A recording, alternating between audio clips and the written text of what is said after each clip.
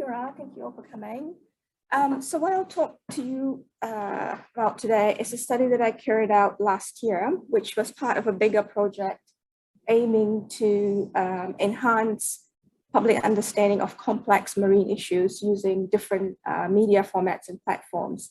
And the study was funded by the George Mason Center for the Natural Environment, a philanthropist back in Seoul. And first, I would like to acknowledge my collaborators, Maria from the Faculty of Arts, Simon, Jenny, Ludwika, Julia, Tim, Caitlin, and Gavin from the Faculty of Science. So study rationale, the media does have a strong influence on what people think about the marine environment, and that in turn can impact on policy action. But in public perception surveys, when people are asked what are the most important threats you think that the oceans are faced with today, people will tend to say overfishing and pollution. And they may say oil spills. And that is understandable because it's the issues that are quite frequently covered in the media. So in other words, media coverage reflects public opinion, or public opinion reflects media coverage. But the reality is that the oceans face multiple threats that are not only cumulative, but are also interconnected. So ocean life, they not only have to deal with eating our plastics, they have to deal with our sewage, our chemicals, and thanks to global warming, they now have to adapt to swimming in slightly higher seawater temperature. And thanks to our carbon emission, they now have to swim in slightly more acidic water.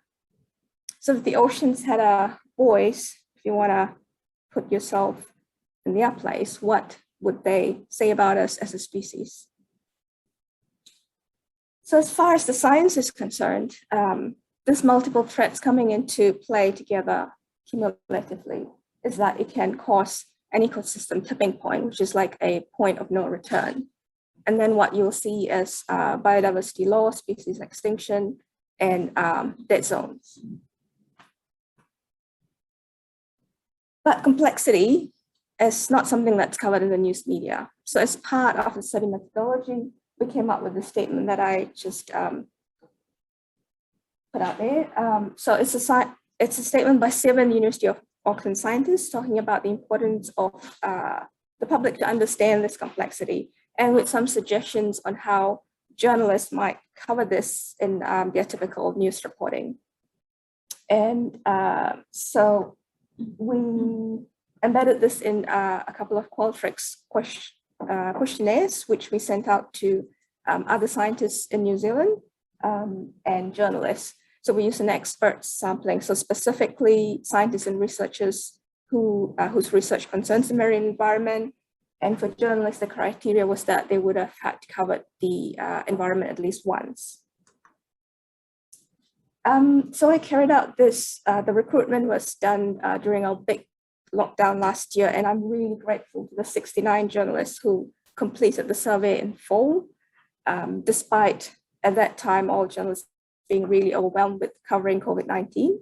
And they not only did the tick in the box questions, they also spent a lot of time sending through qualitative feedback as well, which was very useful for our study.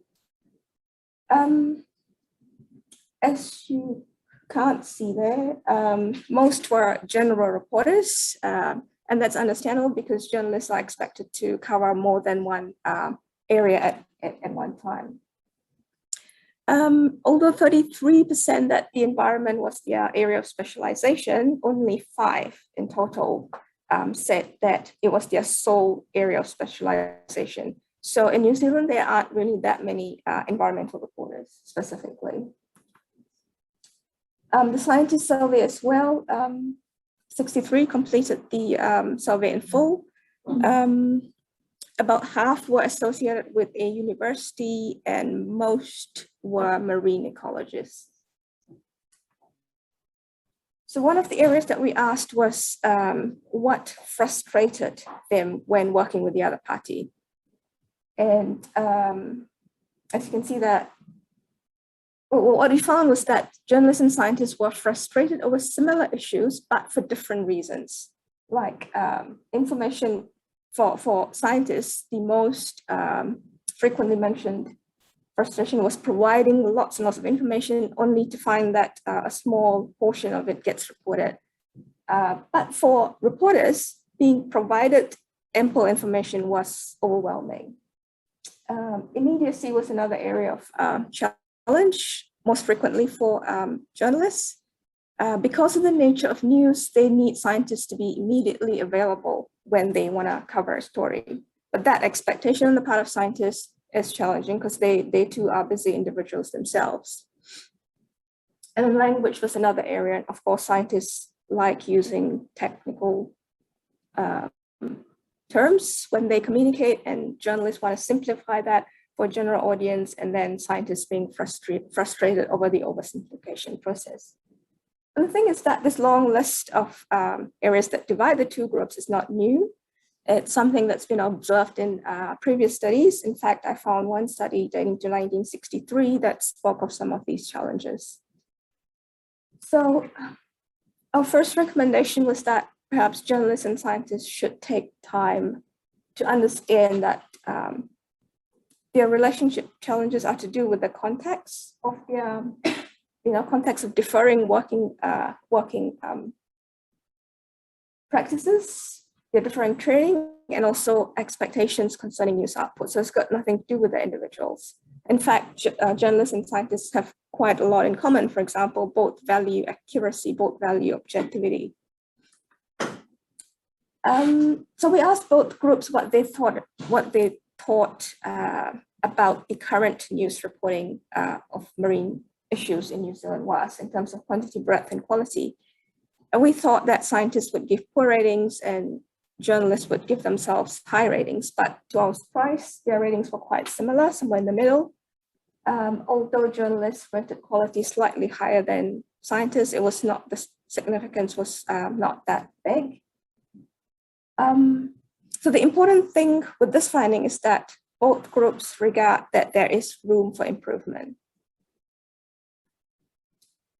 We also asked them what they thought the importance of different aspects to include in a news story. And again, the ratings for both groups were similar. So they agree what should go into a news story, except for details of research methods where journalists rated it more highly than scientists, but it probably means nothing.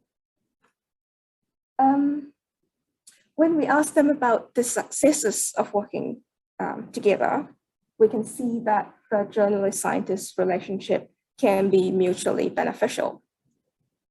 But the interesting thing here, which again you can't see, the most frequently indicated success outcome was public impact. So for scientists, it was 68%, and you can see the journalists 51%. So our second recommendation was that instead of focusing on what divides and the stereotyping, it would be better to focus on what unites the two groups. So they both do think that there is room for improvement in marine news reporting. Both agree on news content, and they also have a commonly shared interest in public impact. And because of that commonly shared interest in public impact, our third recommendation was training programs focused on framing, both for journalists and scientists, so that they have a clearer understanding on how different media news frames can impact on public responses. So for example, if the framing was a catastrophic story of a marine issue, so initially that would attract attention. But if the reporting is continually catastrophized, then it leads to like an overwhelming effect and a perception that the problem cannot be solved, and hence inaction. So the reporting becomes counterproductive. In terms of journalists' visual information needs, it seemed like scientists had the capacity to supply journalists with photographs and infographics, but not so much with footage, which is only about half of the scientists said that they can provide journalists with this sort of information, which is a shame because it's especially important for television news. So our fourth recommendation was to compile and make such visuals and footage readily accessible to journalists. And the reason being, visuals attract audience attention and also connects people to remote ocean issues, like things that occur in deep oceans, for example. And if you're wondering what that picture is, it's a picture of a marine dead zone. So it's like seabed area that is devoid of plant life or animal life. And that's because of the ecosystem collapse that's happened. And because of a lack of oxygen, the ecosystem no longer can support anything. So people need to see what a dead zone looks like for them to want to do something about it to prevent it from becoming widespread. When we asked scientists what their challenges were when communicating via the media, over about a third of them said that their institutional policies, which restricts their interactions with their media, was a challenge. For journalists, when covering marine science, was difficulty in understanding the science and making the story interesting enough for their readers or for their viewers. And in their qualitative comments as well, they mentioned the restriction that prevents them from talking directly to scientists. That was a barrier to reporting. So we also asked both groups about what they thought about the effectiveness of different ways for them to connect. And it seemed like both journalists and scientists preferred direct communication approaches. That's the bars on the far end here, over indirect approaches such as press releases. And journalists especially preferred direct contact rather than going through a middle person or having to just read a press release. So there was a Canadian study looking into environmental news coverage, and their suggestion was for news reporting about the environment to improve, they suggested a mutual agreement approach where the journalists and scientists sit and discuss the public implications of a particular issue and then decide on the content, as opposed to the conventional approach where the journalist decides the topic and the content. And so we thought we'd ask our participants to rate the effectiveness of this approach. And understandably, or as we expected, scientists rated it more highly than journalists and vice versa. So fifth recommendation was that institutions and organizations should reconsider their policies that restrict their direct communication. And that's because it's their preferred method. Journalists and scientists prefer to talk to each other directly rather than to go through a middle person. It's also a way to overcome the relationship challenges, the long list of challenges that I showed you at the start. If they can't talk to each other, how are they going to overcome the long-standing challenges?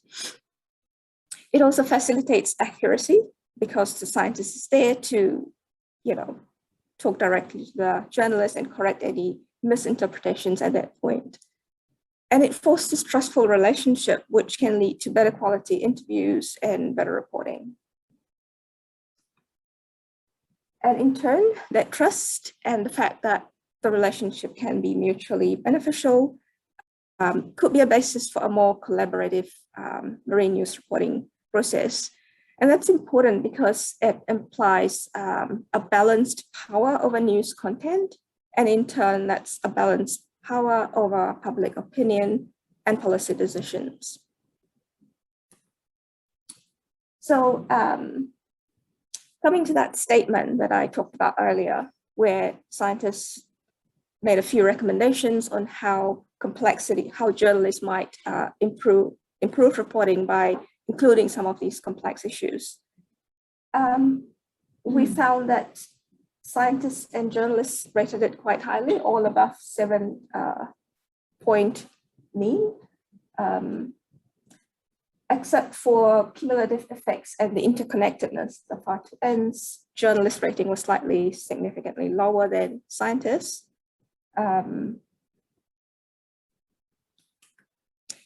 And feasibility of incorporating complex issues in marine news, when we asked scientists whether they can provide journalists with the additional information that they would need to report on these complex issues, only about a quarter said no, about half said yes, and 23 of the scientists also endorsed the statement. With journalists, whether or not they can include this additional information in their news report, only 18% said no, so there's some hope.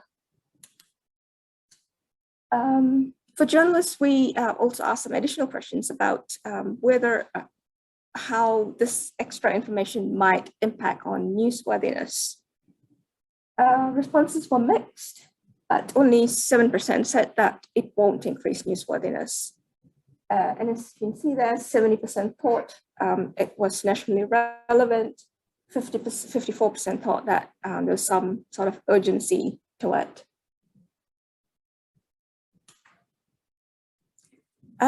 So seventh recommendation was to enhance or highlight the newsworthiness of reporting ecosystem complexities, although the media tends to prefer simplifying things one issue at a time.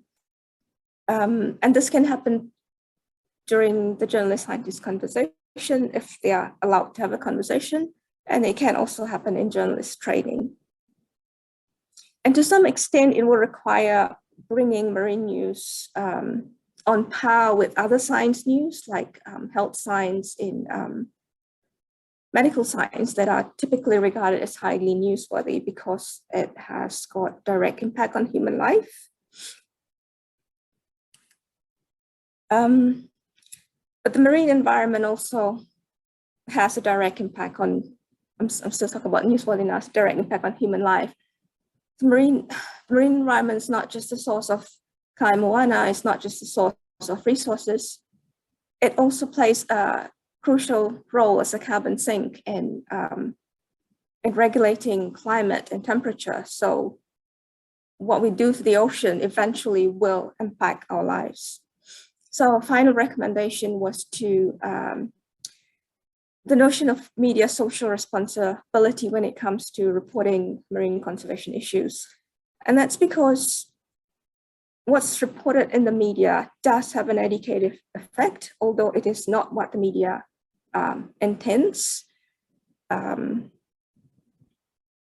Yep, that's about it. Questions or comments?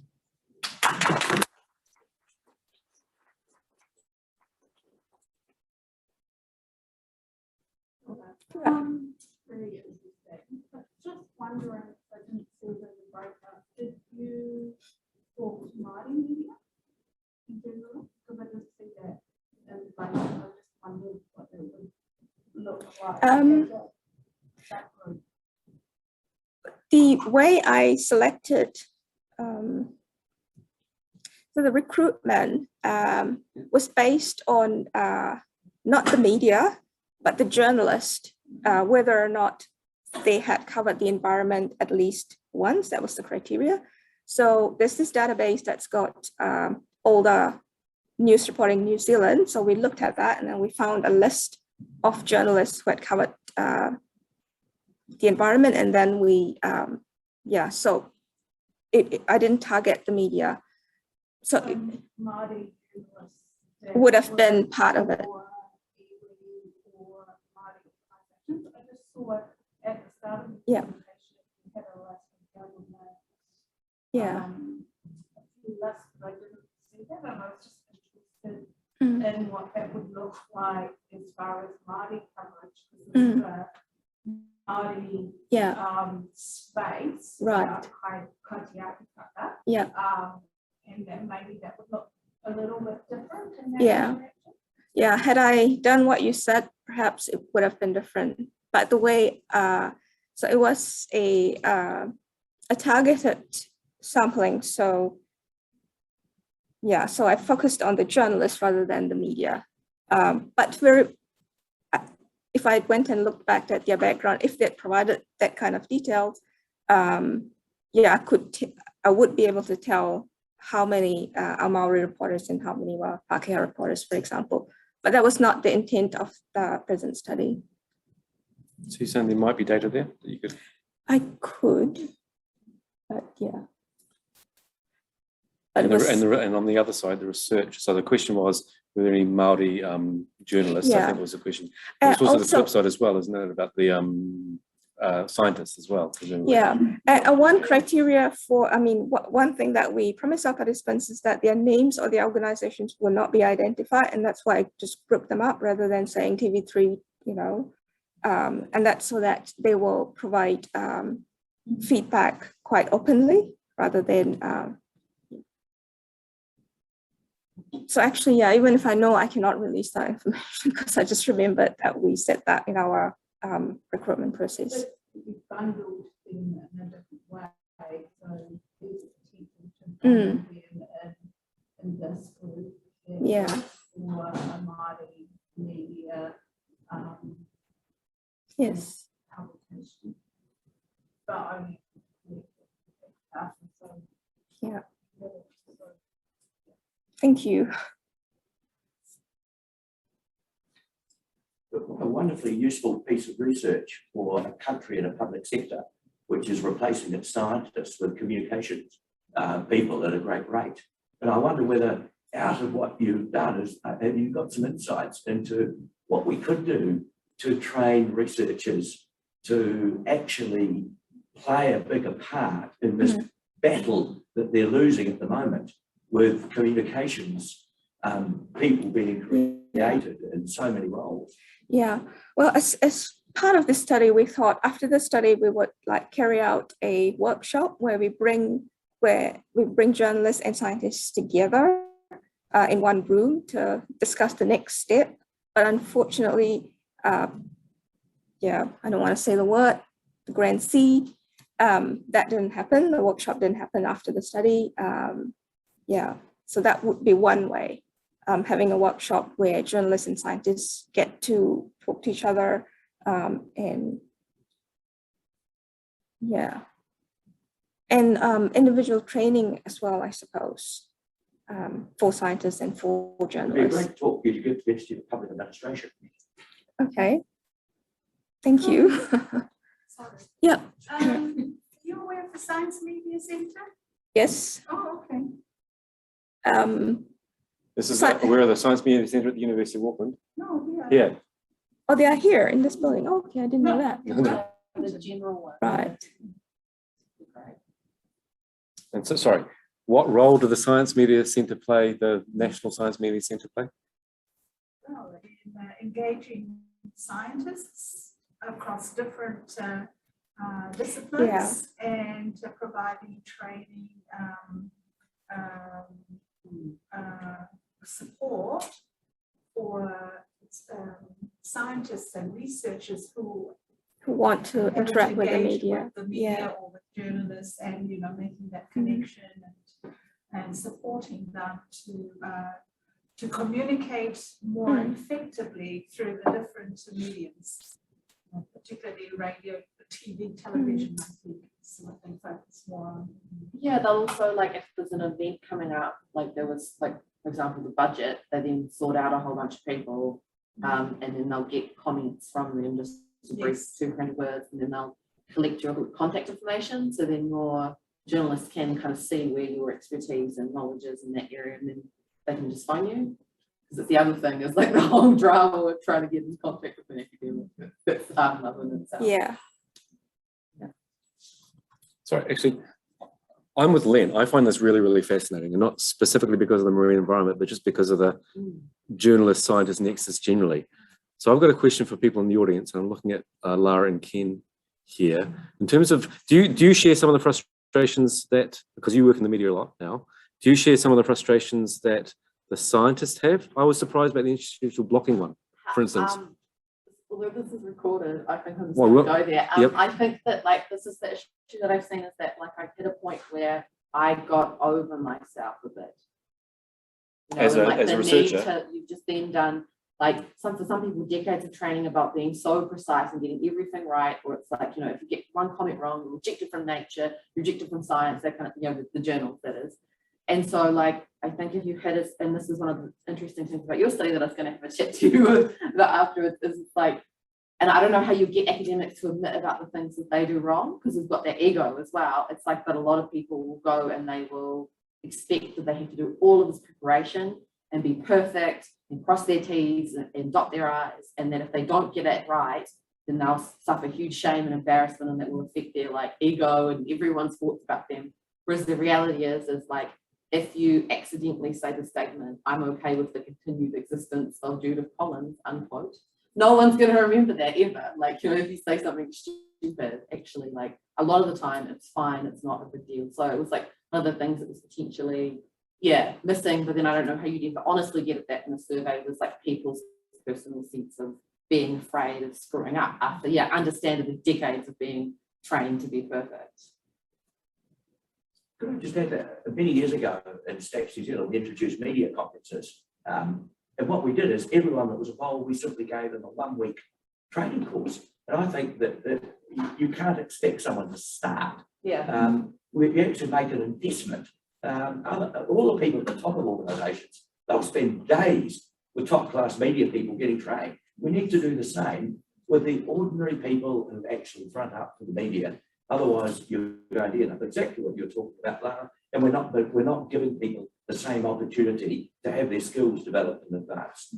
And the suggestion of the Science Media Centre, because they helped me so much, they did like a 2-day course, and that was just such good training. And I recommend, yeah, to everyone / to recommend to their scientists or social scientists, health scientists, friends to get on that, because that was really good. And that was that whole, again, going, the simplifying of the words and language, like you were saying, because I would like go, okay, can you explain your research? And I go, ugh. And actually one sentence was what that was what was interesting. Yeah. And so for Pacific, it's important to me to extend that to Pacific Media Network, and I think for Maori as well, you know, and have the links of Radio Waitea, Maori TV.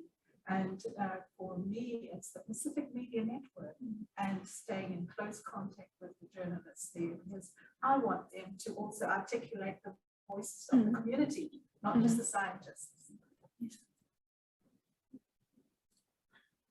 Chance for maybe one last comment if anyone has one. Again, thank you very much, because I think this is really, really fascinating. Thank you. Thank you. Thank you.